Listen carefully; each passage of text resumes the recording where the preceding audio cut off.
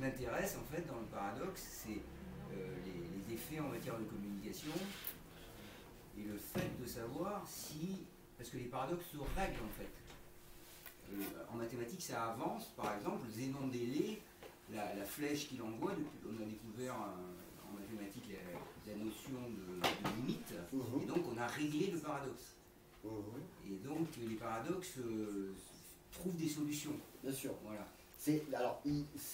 Quand je parle de paradoxe, comme je suis thérapeute, d'accord, je vais parler de paradoxe dans notre vie de tous les jours. C'est-à-dire qu'on va être prisonnier dans les paradoxes où on veut quelque chose et son contraire. Et ce qui va nous permettre de régler ça, c'est, j'aime pas trop le terme parce que c'est beaucoup trop récupéré avec la tête, mais c'est le lâcher prise.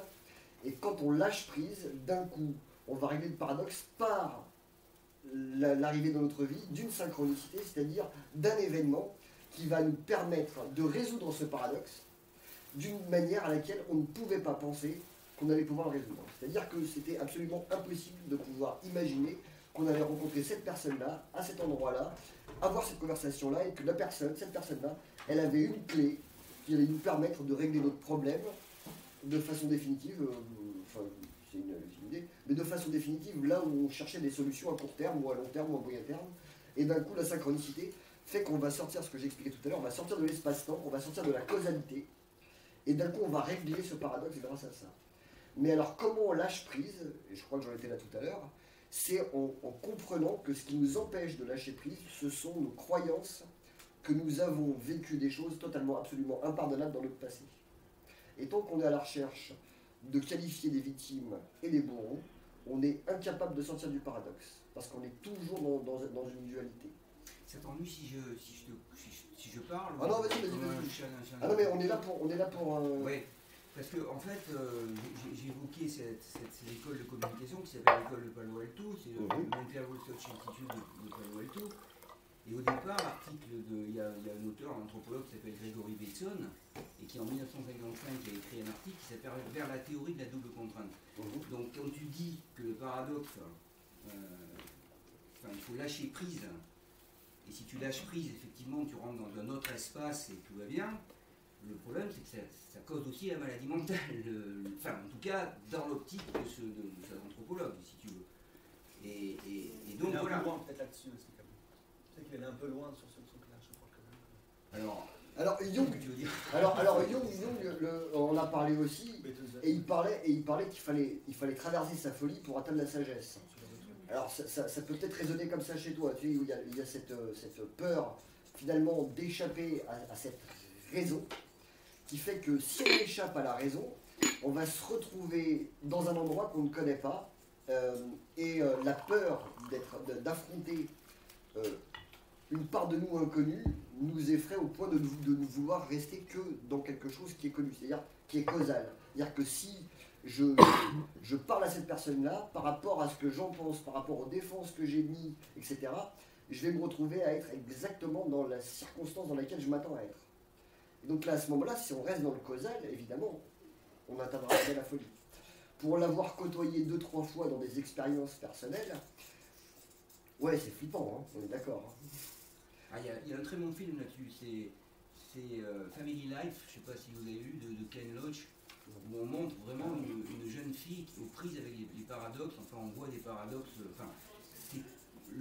la double contrainte n'est pas un concept expérientiel, pour en parler, on ne peut pas dire là il y a des doubles contraintes, etc. Et je veux dire, pour s'en dégager, c'est pas une solution, c'est pas une... Tu peux pas te dire, je sors du paradoxe, tu vois. Non, ah non, tu peux pas, non. Déjà, moi j'ai une question. Tu ne peux pas sortir du paradoxe, pardon, excuse-moi, vas-y. Parce que, on n'a pas parlé de pourquoi sortir d'un paradoxe en fait, en quoi c'est bien.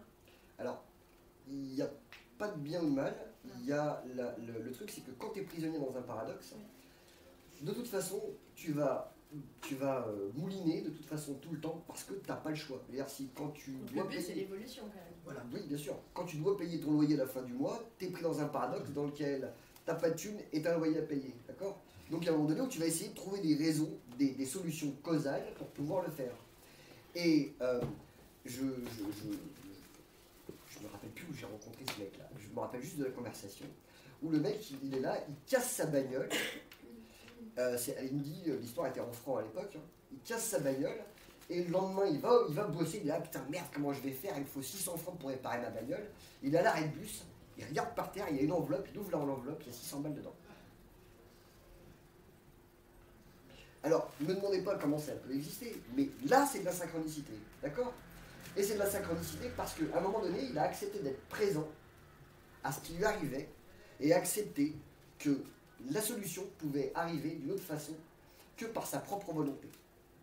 Excusez-moi, si je peux intervenir par rapport à la question, il y a des paradoxes aussi dans lesquels on s'enferme vis-à-vis des croyances qui rendent foncièrement malheureux. Donc le but aussi, dont on ne parle pas, c'est... Je demandais à Georges.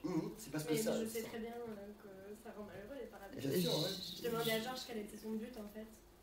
Juste du coup pour finir si je peux. Du coup, dans la recherche du bonheur, par exemple, il y a des paradoxes qu'on se crée sur les relations amoureuses.